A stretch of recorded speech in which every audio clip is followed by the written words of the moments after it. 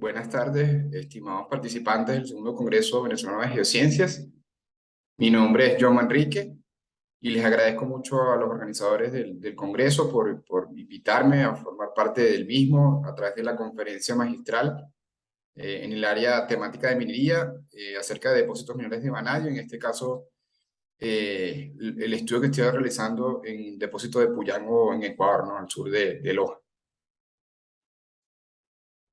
El contenido de la exposición de la conferencia magistral va a estar estructurado de la siguiente manera. Empezaremos con una breve introducción acerca del uso, o mejor dicho, el concepto de los metales críticos a nivel mundial, incluyendo el vanadio.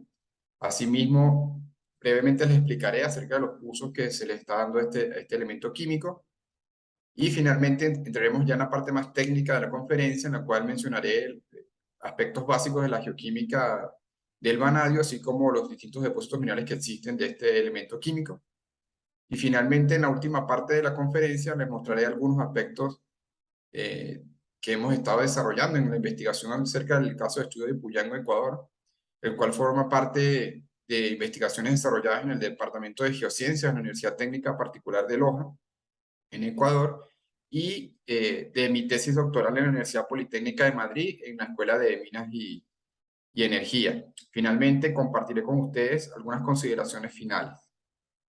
Bien, a nivel mundial, desde hace varios años, hay un concepto que se ha desarrollado, sobre todo en la Unión Europea y en Estados Unidos, que tiene que ver con los metales críticos.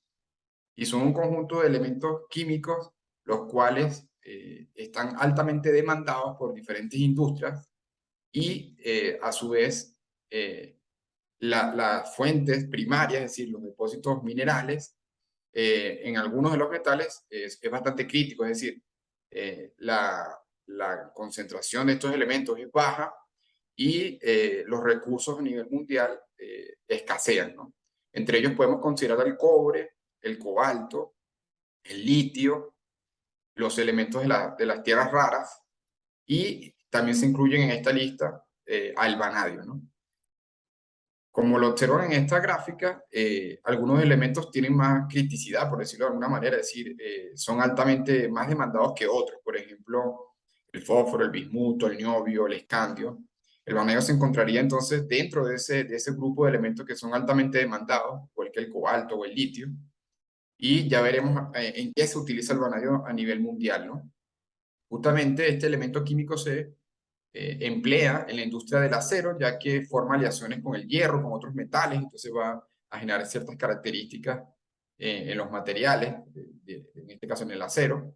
También se utiliza en la producción de catalizadores, ya que el vanadio aumenta la eficiencia en los combustibles de las aeronaves, por ejemplo. Y por último, hay un uso muy importante y que está en crecimiento, que es el uso del vanadio en la fabricación de baterías de flujo redox, es decir, reducción-oxidación, aprovechando los distintos estados de oxidación del vanadio, ¿no? Entonces, todo el tema que tiene que ver con las energías renovables, energías verdes de algún modo, demandan metales críticos, como en este caso el vanadio, ¿no? Sobre todo para la generación de electricidad y también para el almacenamiento de esta energía. En cuanto a la geoquímica del vanadio, el elemento químico como tal es un metal de transición. Entonces, recordando un poco de química, pertenece a la primera serie de transición. En cuanto a la característica geoquímica, es considerado un elemento litófilo, es decir, que tiene tendencia a formar parte de las estructuras cristalinas de los silicatos, así como de óxidos. Y bueno, tiene cierta tendencia siderófila, perdón, que estaría asociado a aleaciones metálicas más bien en el núcleo de la Tierra. En cuanto a los estados de oxidación, que es muy importante para poder entender la movilidad del vanadio y los depósitos minerales que se forman, el vanadio presenta tres valencias o tres estados de oxidación, más dicho, en la naturaleza, que sería el vanadio más 3, el vanadio más 4 y el vanadio más 5. Y finalmente, en cuanto a los isótopos estables de vanadio, tendríamos el vanadio 50 y el vanadio 51. Este último es el más abundante de ambos, de los dos isótopos, ¿no? En esta figura de la derecha se muestra aquí los distintos iones o cationes de vanadio, como lo mencioné anteriormente, vanadio más 3 y vanadio más 4. cuyo potencial iónico, es decir, relación carga-radio, está entre 4 y 8, ¿no? Y finalmente tendríamos el catión vanadio más 5, cuyo potencial iónico es mayor a 8 y por eso tiene unas características un poco, digamos, distintas al vanadio 3, vanadio más 4, en cuanto a que es mucho más móvil cuando las condiciones son oxidantes, en el medio de sedimentación sobre todo. En la siguiente figura observamos un diagrama de HPH con varias especies químicas de vanadio.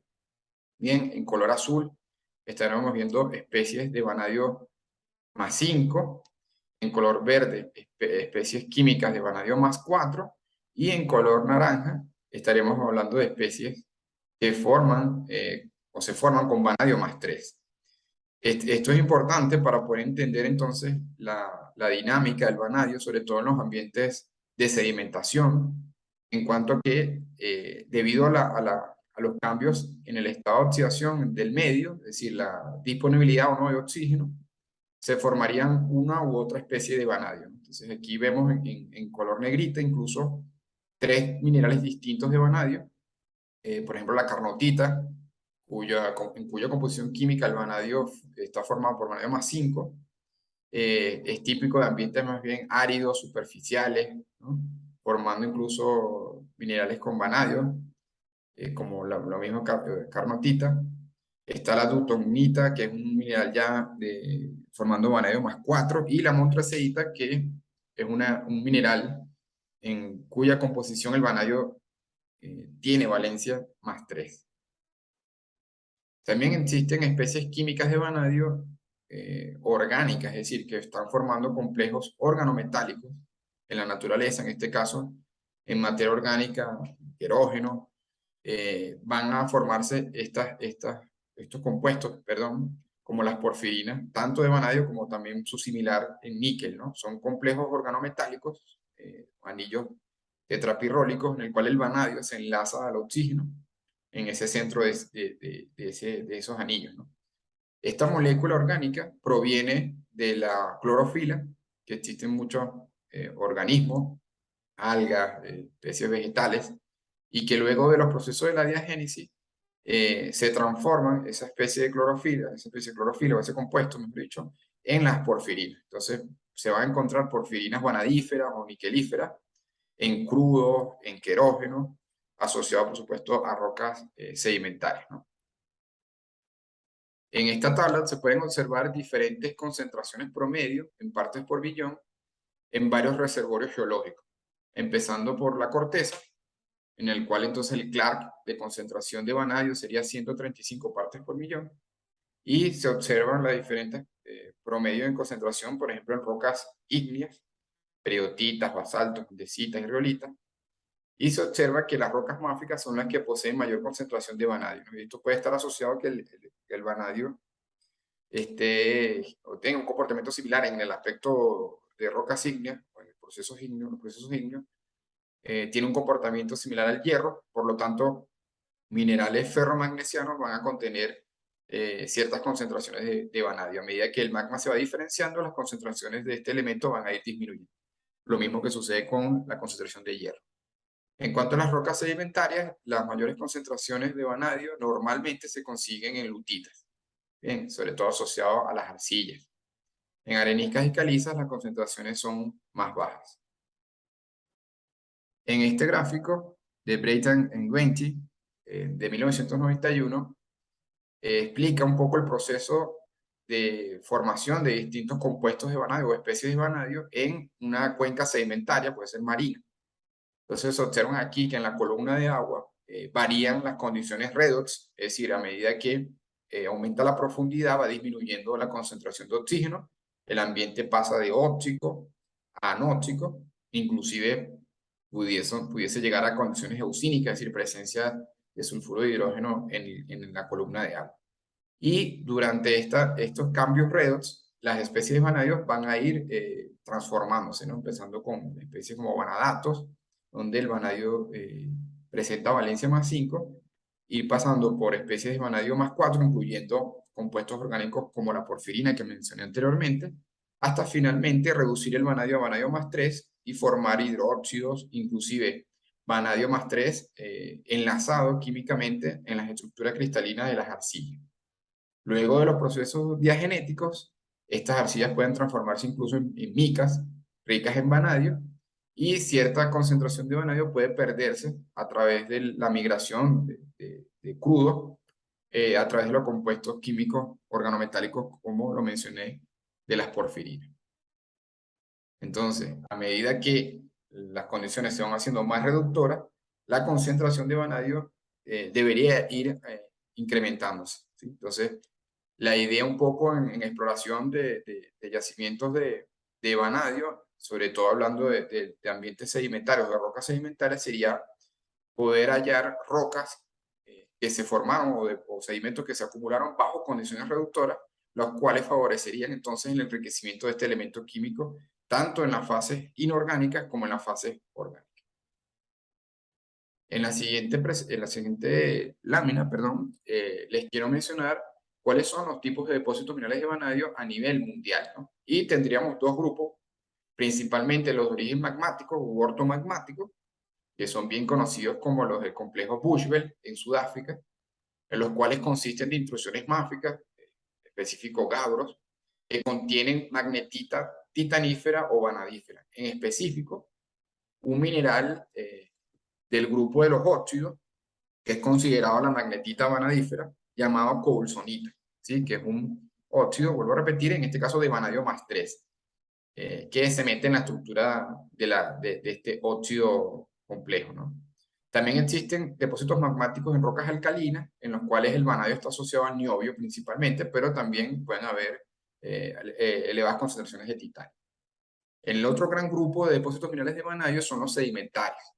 Y aquí va a depender, como lo mencioné en la diapositiva anterior, del estado de oxidación el medio en el que se esté sedimentando los sedimentos, o la redundancia, si son de condiciones óxicas, subóxicas o reductoras, es decir, anóxicas.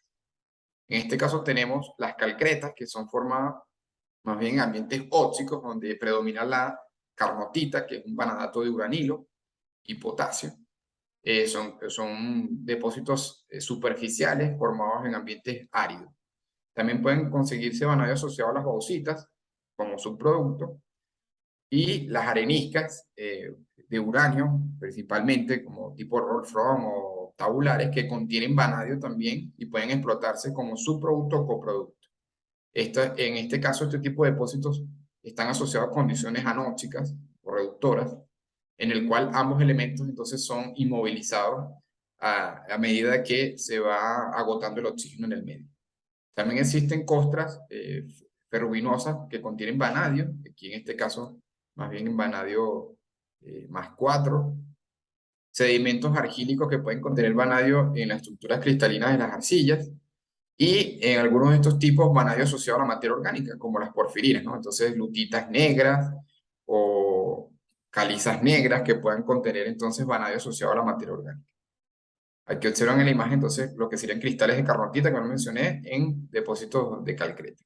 Y finalmente pueden haber depósitos de fosforitas o rocas fosfáticas que contengan anomalías de vanadio y puedan ser este vanadio extraído de forma como subproducto, ¿no? Aquí observan en la imagen un depósito de lutitas negras en China, en las cuales hay capas muy enriquecidas en vanadio, justamente asociado al vanadio a la materia orgánica y a las arcillas, ¿no?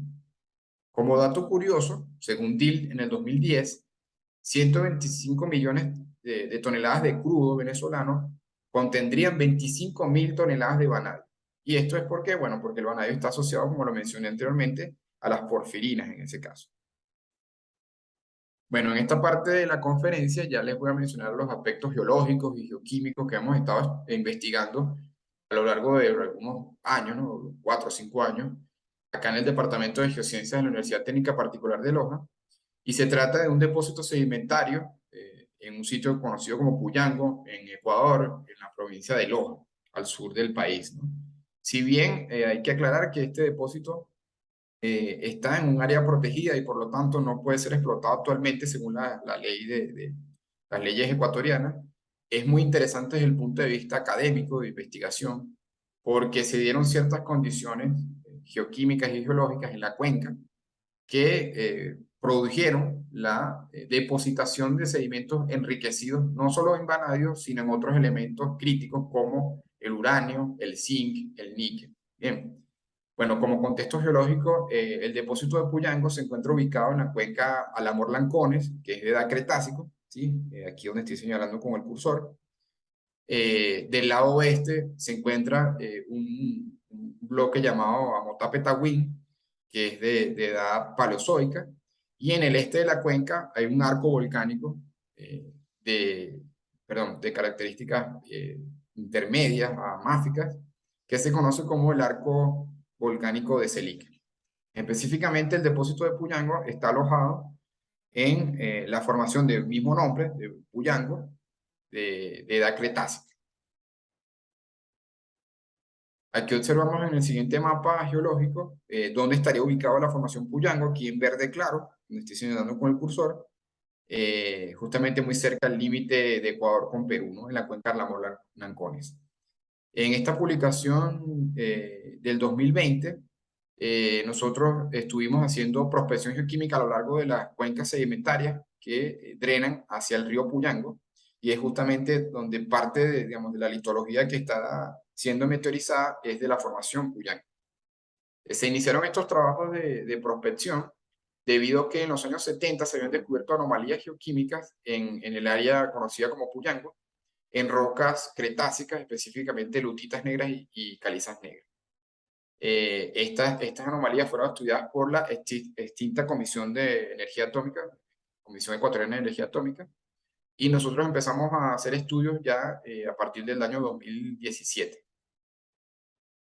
Como lo mencioné anteriormente, entonces la formación Puyango es de edad cretácico, suprayace a la formación Quebrada de los Sábalos, que lo ven aquí color naranja, cuya litologías son bastante diferentes, ¿no? Son más siliciclásticas, incluyen incluso troncos petrificados, ¿no?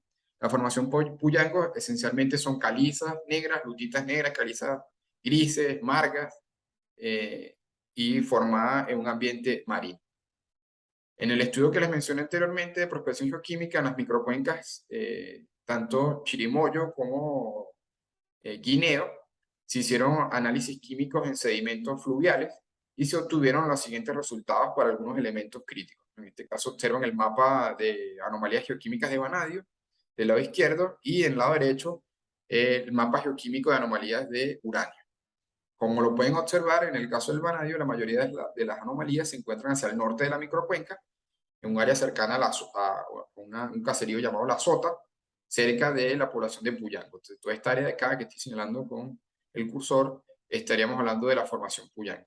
En el caso de uranio también se consiguieron anomalías al sur de la cuenca, probablemente asociadas a rocas vulcanoclásticas, y hacia el norte, zonas subanómalas, ¿no? Justamente donde están aflorando las rocas de la formación Puyango. En cuanto a elementos mayoritarios, como el calcio y el fósforo en los sedimentos, dan una respuesta muy similar en cuanto a los mapas de vanadio y uranio, ¿no? Las mayores concentraciones de calcio y de fósforo están asociadas al norte de las microcuencas, justamente donde están aflorando las rocas de la formación Puyango. Esto, bueno, está muy asociado al tipo de litología, ¿no? Son litologías calcáreas y que también poseen niveles fosfáticos. Por último, otro metal crítico que se encuentra digamos, en altas concentraciones en rocas de la formación Puyango sería el zinc, y tiene el mismo comportamiento, mejor dicho, la misma asociación geoquímica en cuanto a las rocas de esta formación. En la otra quebrada, al oeste, quebrada de Guineo, tenemos iguales valores altos de calcio y fósforo hacia el norte de la microcuenca, el área donde está drenando la formación Puyango, y lo mismo sucede con el vanadio, el uranio y el zinc, ¿no? Entonces, evidentemente, estas rocas que están aquí aflorando en el norte, cercanos entre Puyango y La Sota, son las que contienen las anomalías de estos elementos. Aquí observan en las fotografías ya trabajos que se hicieron, mejor dicho, en el propio depósito, este cerro que ven acá en la mano izquierda. Esta es en la parte alta del talud, donde se encuentran algunos afloramientos, y luego el resto son capas de suelo, ya las rocas meteorizadas, Y en la fotografía de acá de la derecha pueden observar un afloramiento en la quebrada Chirimoyo, donde se observan distintas capas de lutitas negras intercaladas con calizas negras.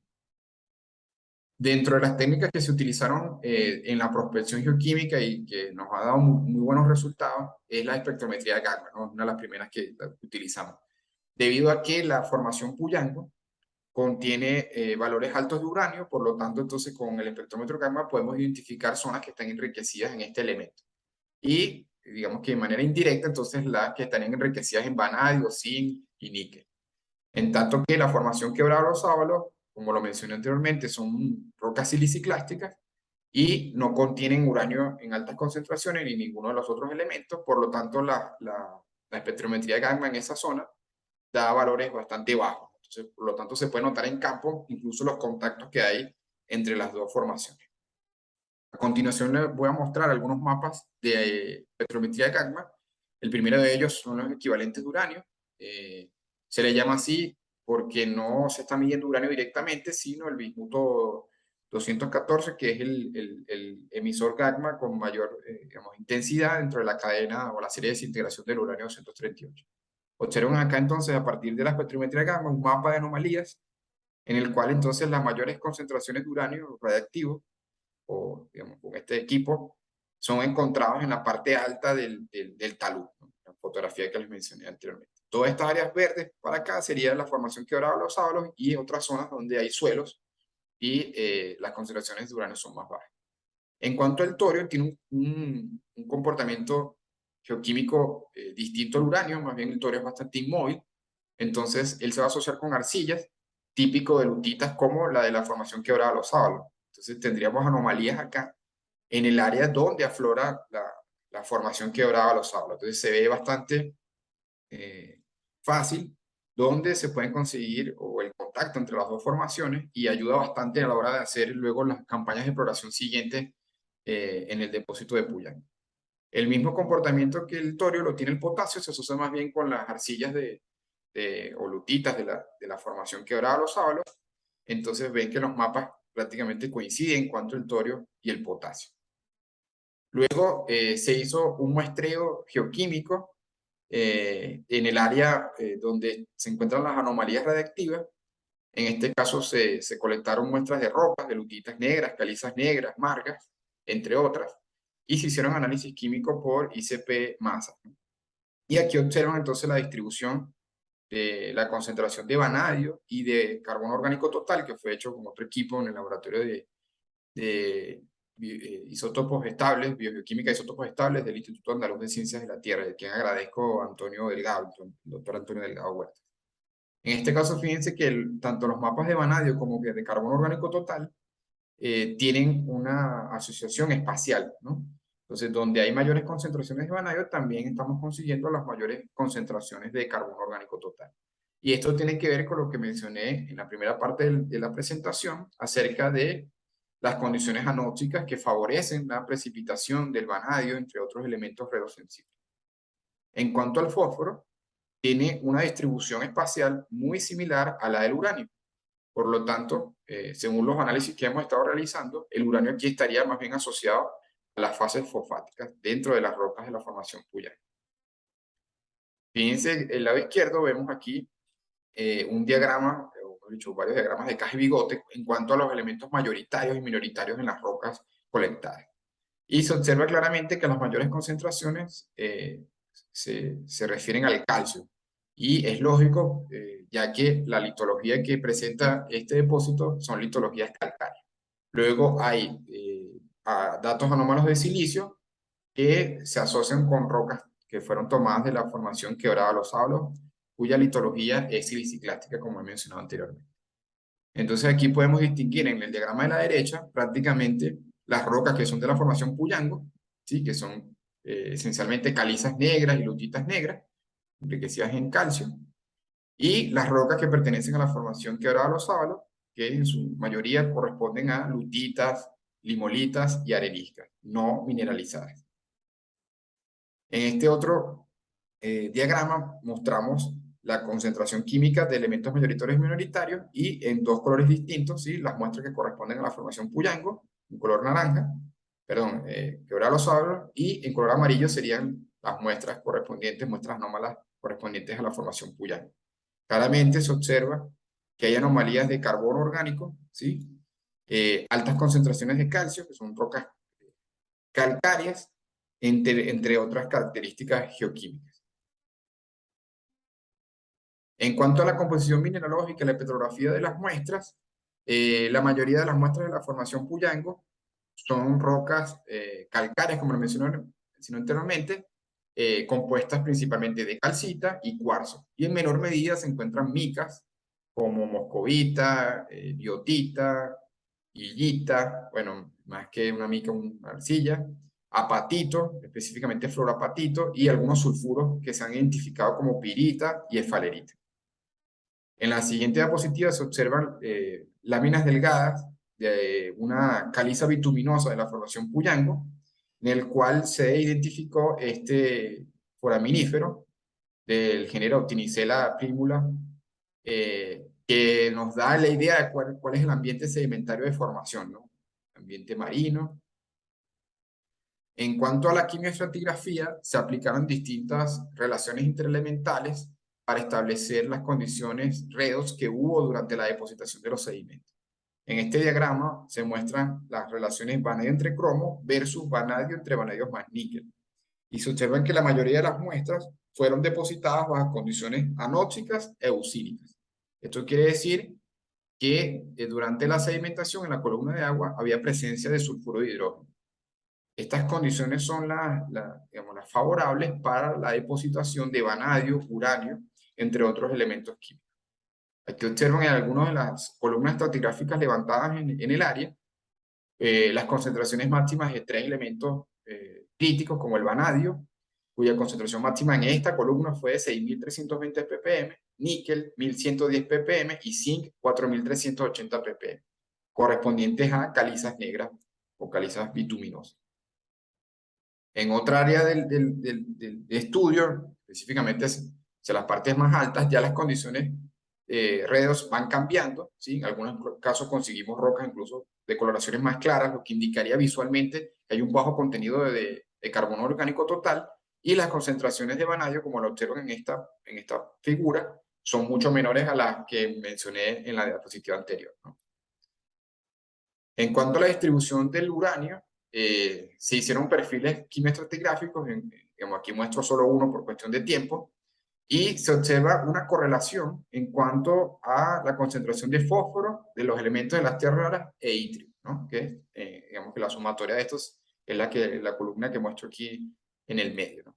Y se observa claramente que donde aumentan las concentraciones de fósforo, también aumentan las concentraciones de elementos de las tierras raras, incluyendo el itrio, y las de uranio. Esto se debe justamente a que se han identificado en las capas apatito, que es un mineral, el principal mineral del grupo de los fosfatos, que puede contener en su estructura cristalina tanto el uranio como los elementos de las tierras raras. Ya para finalizar, comparto con ustedes las consideraciones finales de la investigación que hemos llevado hasta ahora y que les he mostrado hasta ahora en la conferencia, ¿no? Bueno, hablamos que el depósito de Puyango es un depósito sedimentario, específicamente de lutitas negras y calizas negras, que contiene no solamente concentraciones elevadas de vanadio, sino uranio, zinc y níquel, ¿no? Además, pudiésemos considerar las tierras raras como un subproducto. Y este depósito se formó bajo condiciones anóxicas a eusínicas en un ambiente marino, de acuerdo a la quimioestratigrafía, la mineralogía y la petrografía, ¿no? Posiblemente el vanadio, junto con otros elementos de interés económico, estén asociados a la materia orgánica. Esto se observa claramente en los análisis geoestadísticos, además de los análisis geoespaciales que se hacen donde hay mayor contenido de materia orgánica, hay mayor concentración, por ejemplo, de vanadio. Y como tercera consideración final sería que el fósforo, los elementos de las tierras raras, incluyendo al litio y el uranio, están asociados a el apatito. De hecho, de esto ya se corroboró mediante microsonda electrónica que el apatito contiene concentraciones de uranio y tierras raras por encima de lo normal. Bueno, espero que hayan comprendido lo que he podido transmitirles y que les haya interesado la presentación acerca de este depósito mineral de vanadio y bueno, uranio, zinc, níquel en rocas sedimentarias en Ecuador. Y estoy a las órdenes para cualquier inquietud, cualquier pregunta. Estos son mis correos electrónicos. También como reflexión, podríamos pensar en depósitos sedimentarios de este tipo en otros países de Latinoamérica, como en el caso de Venezuela, que tiene bastantes áreas donde afloran dutitas negras, calizas negras. De hecho, son las principales rocas fuentes de hidrocarburos, pero ahora viéndolos desde el punto de vista de la exploración de yacimientos minerales, quizás podrían ser una potencial fuente de estos elementos críticos para poder explotarlo. Les agradezco mucho a los organizadores del evento y quedo atentos a sus preguntas y comentarios.